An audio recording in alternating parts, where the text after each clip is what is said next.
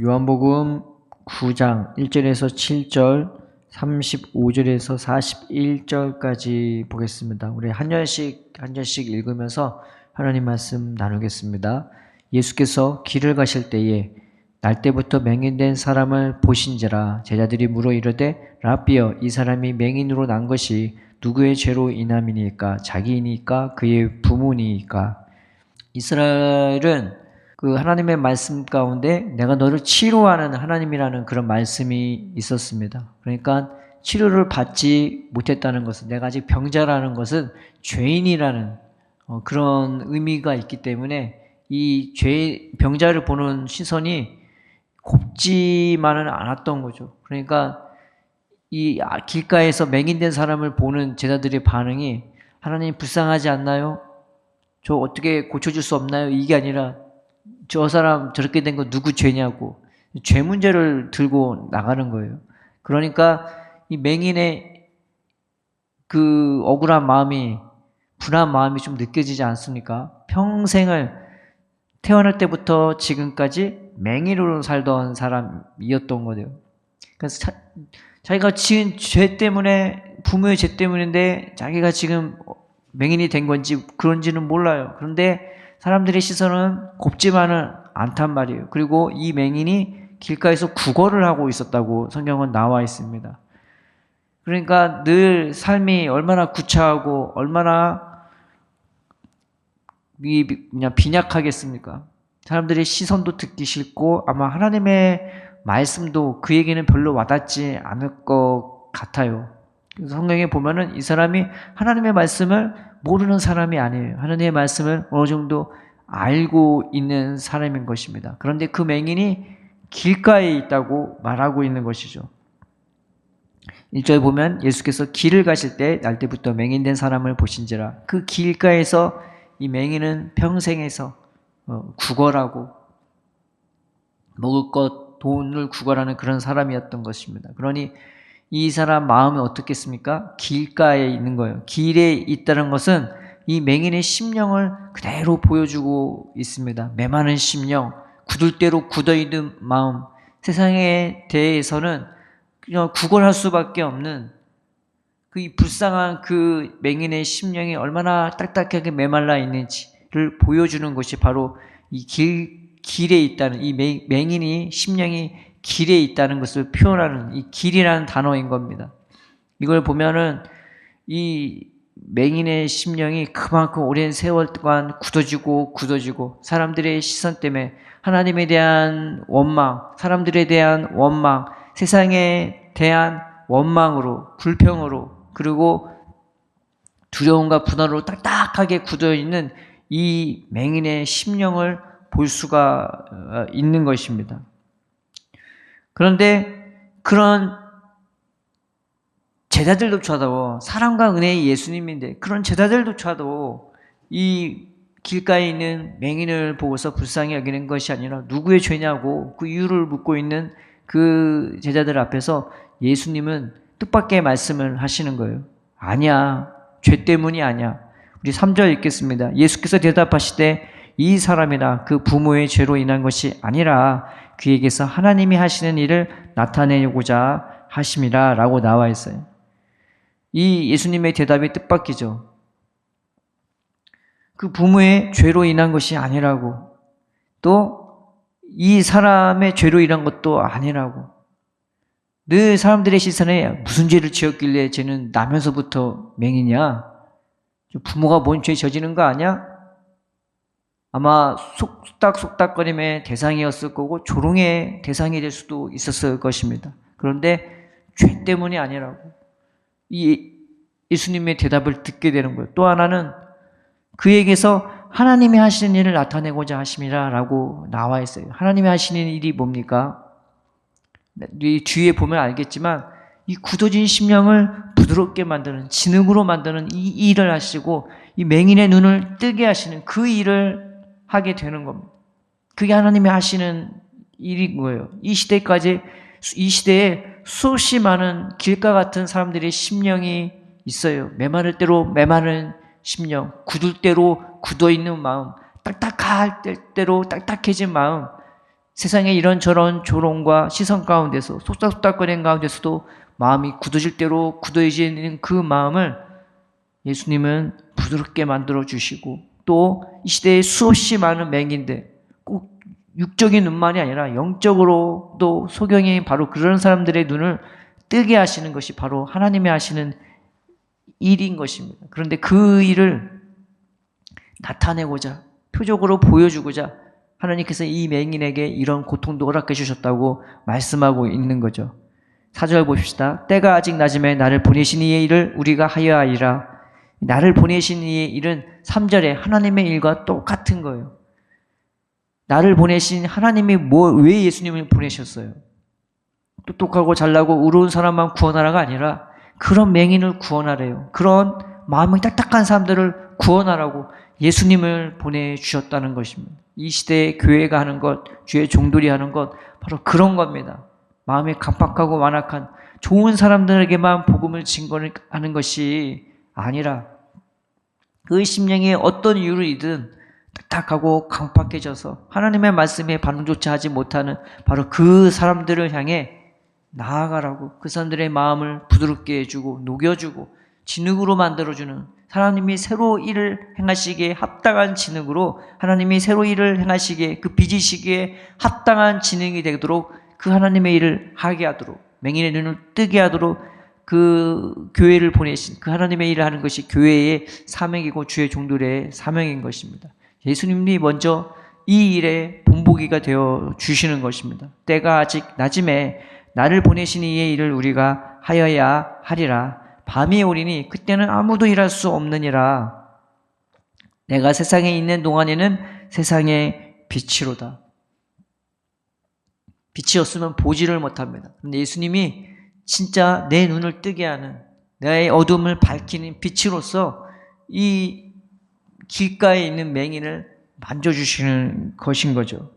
그래서 6절에 이 말씀에 있습니다. 이 말씀을 하시고 땅에 침을 뱉어 진흙을 이겨 그의 눈에 바르시고 이르시되 실로암 못에 가서 씻으라 하시니, 실로암은 번역하면 보냄을 받았다는 뜻이다. 이에 가서 씻고 밝은 눈으로 왔더라 라고 나와 있습니다.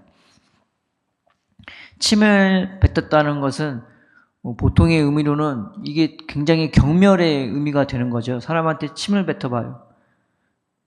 굉장히 모독적이고 굉장히 모욕적이고 아마 폭력적으로 행한 것만큼 사람을 화나게만 하고 분하게 만들고 그런 행동일 것입니다. 그런데 이 말씀은 그런 말씀으로 보는 것이 아니라 예수님 안에 있는 것이 다 무엇입니까? 성경에 보면은 골로새서에 예수님 안에는 하나님의 모든 충만으로 충만해져 있는 게 예수님의 심령 상태예요.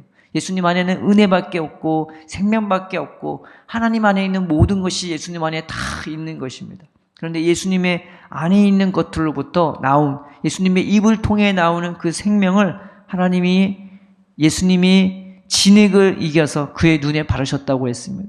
그 길가에 침을 뱉으신 겁니다. 성경에 보면은 이 침을 뱉다는 말이 한 단어예요. 그냥 침으로 진흙을 이겼다고, 원문은 진흙을 이겼다고 한 게 아니라 진흙을 만들었다고 나와 있어요. 그 강팍하고 딱딱한 그 흙 위를 침으로 진흙으로 만들어, 그 길가를 진흙으로 만들어 주신 거예요. 우리 예수님이 하시는 일이 바로 그겁니다. 예수님 안에 있는 그 생명력, 예수님의 입을 통해 나오는 그 은혜, 사랑, 그걸 통해서 우리의 강팍하고 완악한 마음으로 빚어주시는 거죠. 하나님의 새 일을 행하기에 합당하도록 진흙으로 만들어주시는 그 일을 하시는 것입니다. 그리고 그의 눈에 발랐대요. 이 발랐다는 의미가 기름을 붓다 할 때 그 붓다라는 의미랑 같은 거예요. 그 진흙을 우리 눈에 싹 발라주시고 아낌없이 은혜로 막 부어주듯 발라주는 겁니다. 그것을 아깝다 하지 아니하고 그것을 뭐 인심 쓰듯 하는 것이 아니라 기름을 붓듯 피와 물을 다 붓듯 그 눈에다가 부어주시듯 발라주신 것입니다. 이게 예수님의 사랑인 것이죠. 그리고 이에 이르시되 실로암 못에 가서 씻으라 하시니, 실로암은 번역하면 보냄을 받았다는 뜻이라. 이에 가서 씻고 밝은 눈으로 왔더라. 그 실로암 못에 가서 씻었더니 정말 눈이 떠졌어요. 정말 왔어요. 근데 그냥 눈이 아니라 밝은 눈으로 왔대요. 웬만한 사람의 눈보다 더 밝은 눈으로. 그리고 육적인 눈만 뜬 게 아니라 영적인 눈도 떠진 상태로 오게 되어진 것입니다. 여기서 실로하면 누굴 뜻하냐? 예수님을 뜻해요. 예수님한테 가면은 씻어주시고, 예수님한테 가시면 우리의 어두운 눈을 밝혀주시고, 하나님을 깨닫게 하시고, 그 사랑을 깨닫게 하시고, 강박하고 완악한 마음도 녹여주시면서 우리를 밝게 따뜻하게, 생명이 없었던 그 냉랭하고 딱딱한 마음이 하나님의 은혜와 사랑을 깨닫는 마음으로 바뀌어지게 되는 것입니다. 그래서 이 본문은 그냥 육적인 눈만 뜬 이 맹인을 보여주고 있지 않아요. 영적인 눈까지 뜬 맹인을 보여줍니다. 나중에 보면은 이 난리가 났어요. 이 날이 무슨 날이냐? 안식일이었어요. 그리고 예루살렘이었어요. 사람들이 그거 보고서 누가 네 눈을 뜨게 했냐고. 누가 네 눈을 뜨게 했어? 막 따져묻기 시작해요. 유대인들이 모이기 시작해요. 그리고 바리새인들이 질문하기 시작해요. 그런데 시종일관 이 맹인의 대답은 똑같았습니다. 나를 고쳐주시니가 진흙으로 내 눈에 발랐다고, 만들어 진흙을 내 눈에 부어주셨다고, 발라주셨다고, 진흙을 만들어서 나를 고쳐주셨다고, 이 얘기를 반복적으로 말하고 있는 것입니다. 근데 사람들은 안 믿어요. 그리고 오히려 정죄해요. 나중에 이 사람이 어떻게 되냐? 공회에서 쫓겨나게 됩니다. 공회에서 쫓겨난다는 게 뭐냐? 그저 그 자리에서 쫓겨났다는 것을 말하는 것이 아니라 이 유대인의 그 모임 가운데서 쫓겨나는 것을 의미합니다. 유대인들의 모임은요, 그 시대에 어떤 의미를 두냐? 이 모임이 있으면요, 이 어떤 마을이든 어떤 공동체든 그 모임에 있으면은 그 모임에서 사회적인 지위, 경제적인 지위, 그리고 이런저런 일을 할 수 있는 권한이 다 부여가 되는 거예요. 근데 거기서 쫓겨났다는 것은 이 생사를 거기서 할 수 없는 것은 경제적으로, 그리고 사회적으로, 그리고 종교적으로 모든 권한이 박탈되는 것은 정말로 이 인간 생활을 할 수 없는 징해까지 이르는 거예요. 근데 그 일을 이 유대인들과 바리새인들이 이 맹인으로부터 뺏어버려요. 눈을 뜨게 하기는커녕, 눈을 뜬 그 사람을 축하해주고 도와주기는커녕 오히려 지금 맹인이었을 때보다 더 힘든 상황으로 이 사람을 몰아가 버립니다. 그럼에도 불구하고 이 사람은요, 그런 걸 아랑곳하지 않았어. 왜냐? 육적인 눈만 뜬 게 아니라 영적인 눈까지 떴어요. 이전까지 하나님에 대해서 수도 없이 들었지만 자기의 마음을 강팍하게만 할 뿐, 지금 있는 상황이 이해가 되지 않고 하나님의 시선도 너무 싫고 했던 사람이요, 영적인 눈이 떠버렸어요. 하나님은 정말 살아계시고, 하나님이 정말 나를 사랑하시고, 나를 통해 하실 일을 위해서 나에게 맹인이 된 것도 다 의미가 있게 돼버린 거예요. 그러니 이 사람이 뭐가 두렵겠어요? 그 영적인 눈이 확 떠지니까 사람들로부터, 바리새인들로부터 정죄당하는 것도 두렵지가 않아요. 자기의 사회적 지위를, 그나마 있던 사회적 지위를 잃는 것도 두렵지가 않아요. 경제적인 지위도 잃은 것도 두렵지가 않아요. 그저 나를 사랑해 주신 그 하나님의 사랑과 나를 고쳐주신 그 예수님에 대한, 그 예수님을 알기 원하는 그 마음에 이 사람은 그 예수를 제자가 되길 원하고 그 예수를 더 믿기를 원하는 사람으로 바뀌게 돼버린 것입니다. 맹인이 하루아침에 영적인 눈을 뜨게 돼버리니까, 육적인 눈을 뜨게 된 것보다 훨씬 더한 기쁨과 생명력이 이 맹인이었던 사람을, 마음과 삶을 완전히 송두리째 바꿔 버리게 된 것입니다. 우리 35절 한번 보겠습니다. 예수께서 그들이 그 사람을 쫓아냈다 하는 말을 들으셨더니 그를 만나서 이르시되 네가 인자를 믿느냐?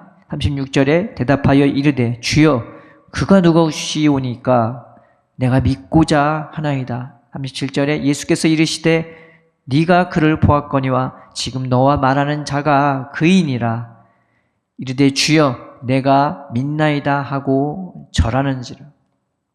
평생에 길가에서 그 차갑고 냉랭한 그 길바닥 딱딱한 마음에서 냉랭한 마음으로, 비굴한 마음으로 사람들한테 구걸했던 그 사람이 이제는 더 이상 구걸하는 사람이 안 됐어요. 오히려 사람 앞에 떳떳한 사람이 되었어요. 그 사람 앞에 이제는 비굴함으로 절하는 사람이 안 되었어요. 그러나 그가 오로지 한 명 절하는 사람이 생겼어요. 그게 바로 예수님이었던 것입니다. 그리고 그 예수님을 보게 되는, 이제는 잠깐 들었던 그 예수님이 아니라 그 예수님을 온전히 보게 되고 그 예수님을 온전히 따르게 되고 그 예수님을 온전히 사랑하는 사람으로 바뀌게 되어진 것입니다. 굉장히 놀라운 거죠.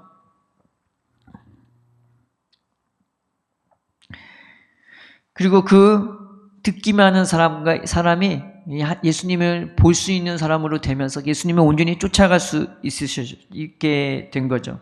39절에 예수께서 이르시되 내가 심판하러 이 세상에 왔으니 보지 못하는 자들은 보게 하고 보는 자들은 맹인이 되게 하려 함이라 하시니 바리새인 중에 예수와 함께 있던 자들이 이 말씀을 듣고 이르되 우리도 맹인인가? 예수께서 이르시되 너희가 맹인이 되었더라면 죄가 없으려니와 본다고 하니 너희 죄가 그대로 있느니라. 하나님의 은혜는 이런 것입니다.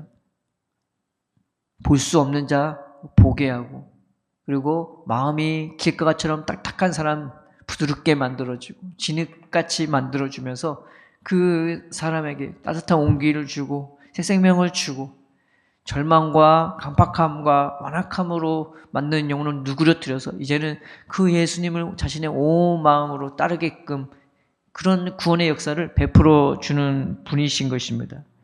우리가 맹인인 것을 깨닫도록 간구합시다. 눈만 뜨는 게 은혜가 아니고요. 내가 맹인인 것을 아는 것도 은혜인 것입니다. 그러나 좌절과 강팍함으로 길가에만 서 있는 것이 아니라 나 같은 사람을 구원해 주시고 내 못 보는 눈을 뜨게 하고 내 강팍한 마음까지 녹여주는 그 예수님께 나아갑시다. 실로암의 뜻은 보냄을 받은 자라는 뜻이에요. 그 보냄을 받은 자가 누굴 의미하냐? 예수님을 의미해요. 예수님을 왜 보냈어요? 보내신 자의 일을 이루기 위해서. 하나님이 하신 일을 나타내고자 하셔서 우리의 간박한 마음도 녹여주시고 우리의 못 보는 눈도 뜨게 할 수 있도록 예수님이 그 일을 하기 위해 이 세상에 오셨던 것을 기억한다면 우리가 예배 때마다 살아계신 주님 앞에 나와 살아가는 주님, 내 간박하고 완악한 마음 불쌍히 여겨주셔서 내 마음을 진흙과 같이 빚어주옵소서. 그리고 내 눈에 주님의 은혜를 피와 그 물을 아낌없이 부어주듯 주님 내 마음과 내 심령을 씻어주시고 주님의 은혜와 사랑으로 채워달라고, 그 예수님 내가 따라갈 수 있고 그 예수님 사모하고 사랑하고 즐거워하고 신나하고 기뻐하며 영광됨으로 예수님 따라갈 수 있게 되려고, 이 눈뜬 맹인처럼 세상에서 내가 모든 지위를 잃어도 그것도 기쁘고 즐거운 만큼 내가 예수님을 만나고 예수님을 사랑하고 따라갈 수 있는 내 전부를 잃어도 감사하고 오히려 내게 있는 것조차 주님을 다 드릴 수 있는 그런 기쁨과 감사에 젖은 그 눈뜬 맹인이 되게 달라고 우리가 간구합시다.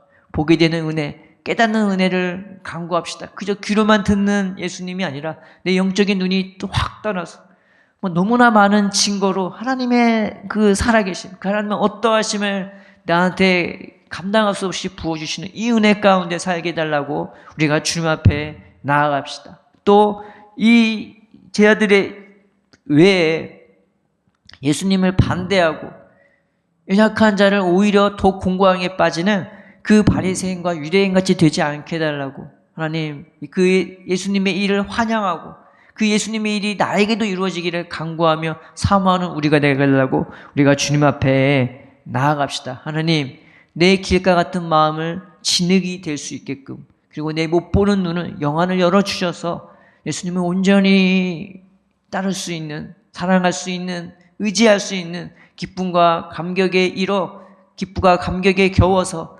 온전히 주님을 사랑하고 주님 앞에 절하는, 주님께만 절하는 우리 인생이 되게 해달라고 이 아침에 주님의 이름 붙잡고 주님 앞에 나아가는 저와 여러분 되기를 주님의 이름으로 축원드립니다.